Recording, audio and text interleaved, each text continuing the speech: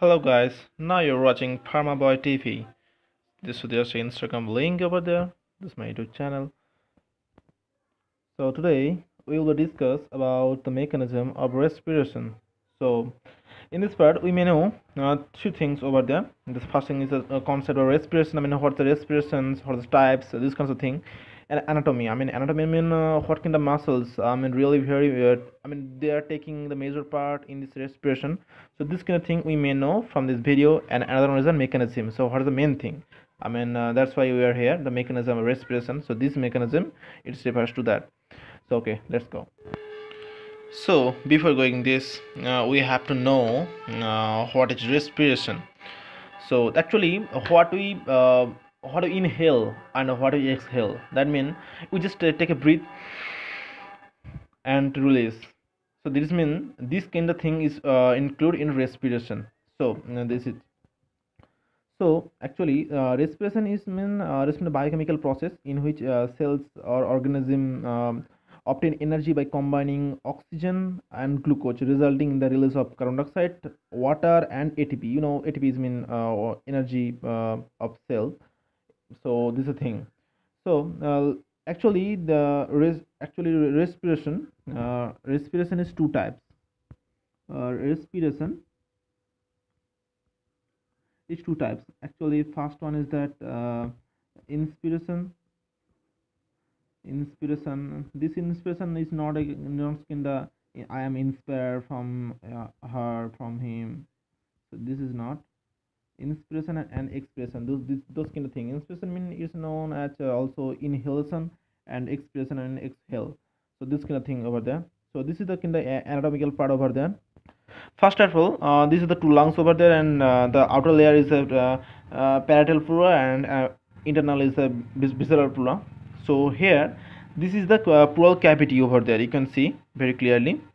Whatever I mentioned there, and this is the cavity. So there's a face. So in this space also a pressure. This is the interpleural spacer.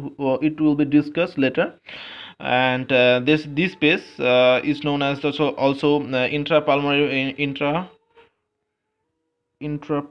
volume. Okay, so this is intrapulmonary volume, and this space is a intrapulmonary spacer. Now the another thing is that intercostal muscles, really it's a really main part of this breathing mechanism. It's taking the major role. So this is the intercostal muscles. It's located in between two ribs. It located. So there are 12 pair ribs we have. So the intercostal muscles are located in that part. And here is your diaphragm over there, who also just taking the major role in this whole inspiration, the mechanism of inspiration. So before going to the inspiration, we have to know a lot of formula what is used in our body mainly in the mechanism of breathing. So let's check about. Okay, so for making your sense, I just draw this diagram very clearly. Here you can see this is the ribs also, and this is the intercostal muscles over there. This is the intercostal muscles over there, in between the ribs, and the intercostal volume over there. So actually, what happened in our body? So this is the thoracic cavity over there, and in between that the lungs, heart, this kinds of organ over there, and this is that spinal cord, and this is ribs, and that's why we call H. This is the rib cage. So this is sternum. And this sternum and spinal cord is attached to with the bones, and that is that rib. There's a 12 pair ribs over there in our human body. So before going to the mechanism, we have to know some formula what we have learned in our chemistry. First one is that actually the gases, whatever it is, oxygen, nitrogen, everything, etc., it's just transform itself from a high pressure to low pressure, as you know. And the second one is that we know PV equals to constant, K constant. So P is in disproportionate related to volume. That means when the pressure is increased, the volume must be decreased. So this kind of formula we must have to remember in the inspiration mechanism. Now the part comes, how the inspiration mechanism happen. So let's check about here that I just draw this kind of diagram, uh, this kind of thing. So actually in the atmosphere, the atmospheric pressure is around 760 mmHg. Also the same thing also here, 760 mmHg.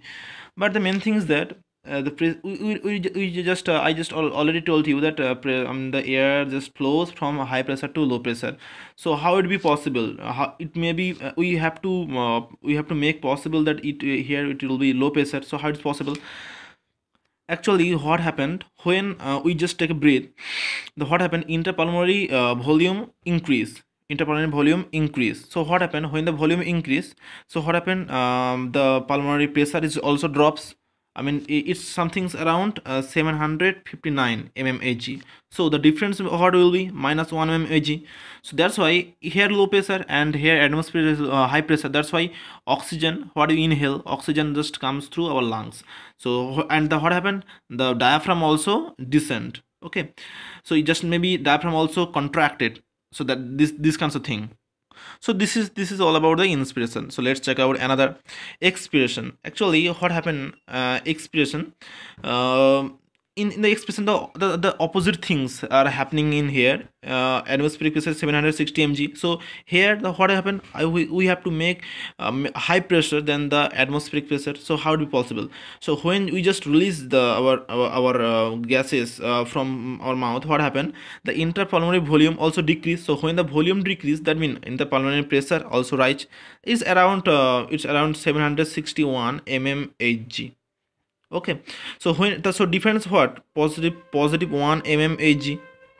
So here's a positive, then one. So then this. So what happened? There here high pressure, here low pressure. The also the carbon dioxide what we release from our body. So it just flows out from our body. Okay. So this is the mainly mechanism happen in there. So we should make a chart of this. Okay, here it is the chart. This is the inspiration, what I am talking about inspiration. So here's I draw a diagram about our human skeleton, I mean upper skeleton over there. So gases, so what we inhale, so gas comes out. How is it happening? First of all, the diaphragm contracted, just like I'm showing you.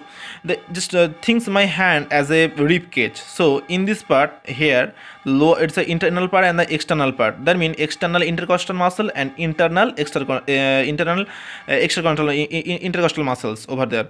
So what happened when we just take a breath? What happened? The diaphragm diaphragm contracted. Okay, diaphragm here contracted, and the contraction of and the external intercostal muscles. Okay, these are contracted also, and the relaxation of internal intercostal muscles. Another one is that rib cage also rise. That means what? I already mentioned you, my hand is a rib cage, so rib cage also rise, and the thoracic cavity volume increase. So what happened? The interpulmonary volume also increase, and finally what happened? The interpulmonary pressure is decreased. So when the pressure is decreased, what happened? The air also moves into the lungs. The air also moves into the lungs. That's why we just inhale the air, mainly oxygen, what we intake. So this is the mechanism of inspiration. So here you can see that this is the rib cage, whatever I told you before. Now when I am going to talk about the expression, the main thing is that so all of the opposite whatever I told here. So the opposite incidents will be happen in the expiration. Just like when the diaphragm when the expression happened, the diaphragm what happened? The diaphragm relaxed, and the contraction of intercostal, I mean internal intercostal muscle, and relaxation of external intercostal muscle, and rib cage also get down, I mean descent. Okay, descent. The thoracic cavity volume decrease, and also what happened? The intrapulmonary volume also volume decrease, and the intrapulmonary pressure also increase. So what happened, when the volume is decreased, that means pressure is also increase.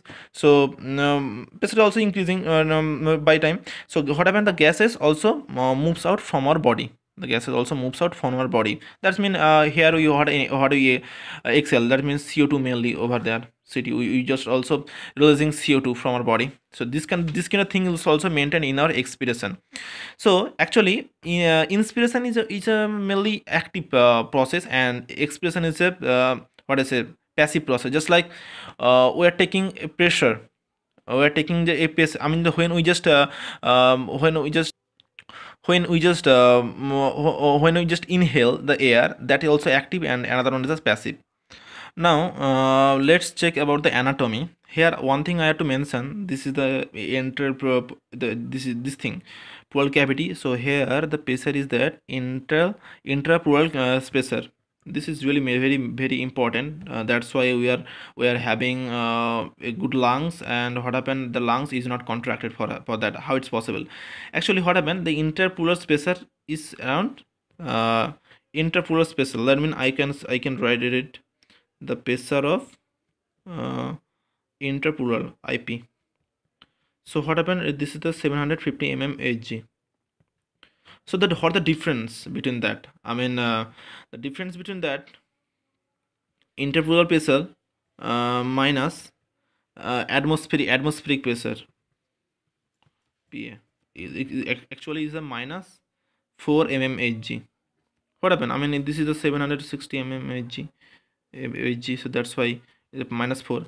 So because of negativity, because of the negativity in the pressure, in the pleural cavity pressure, what happened, the lungs is not contracted. That's why we have a good lung. I mean, the lungs we can easily contract and easily relax our lungs too. And otherwise the lungs will be always contracted. So this is the major role of our pleural cavity. That's why pleural cavity is here. So this is a thing. So thanks for watching.